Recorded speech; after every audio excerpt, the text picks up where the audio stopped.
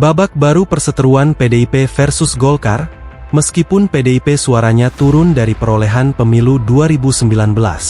PDIP adalah partai pemenang pemilu 2024, secara ketentuan Undang-Undang MD3, parpol dengan kursi terbanyak otomatis menjadi pimpinan DPR RI.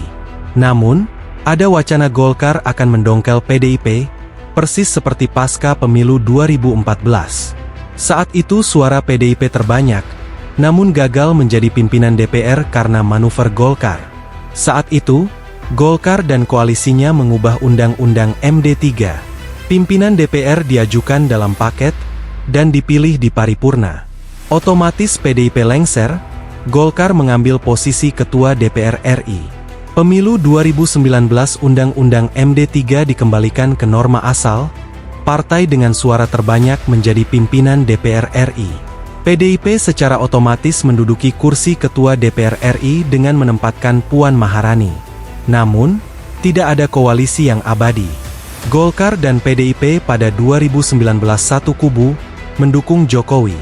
Tapi 2024, PDIP Golkar pecah kongsi, Jokowi berkhianat, suara Golkar naik, sedangkan PDIP suaranya turun walaupun masih yang terbesar. Jika Golkar mengadopsi cara yang ditempuh pada 2014 lalu, Golkar akan ajukan perubahan Undang-Undang MD3, dengan mengadopsi kembali paket pimpinan DPR RI yang dipilih di paripurna. PDIP akan kembali kehilangan kursi Ketua DPR RI. Walaupun Golkar perlu bekerja sangat keras, bila ingin mendorong revisi Undang-Undang MD3. Mereka harus meyakinkan barisan pendukung, Presiden Capres terpilih Prabowo Subianto Gibran Rakabuming Raka, untuk kompak menggagas revisi melawan PDIP. Dari 8 partai yang diprediksi lolos ke DPR periode 2024 hingga 2029, 4 diantaranya merupakan pendukung Prabowo Gibran di Pilpres 2024. Mereka adalah Golkar, Gerindra, PAN, dan Demokrat. Sementara 4 parpol lain di luar koalisi Prabowo Gibran adalah PDIP, Nasdem, PKS, dan PKB. Walaupun kemungkinan Golkar bisa menggunakan cara lain untuk merebut kursi Ketua DPR, adalah dengan menggalang dukungan dari partai koalisi lain untuk mengubah undang-undang agar bisa mendapatkan kursi Ketua DPR.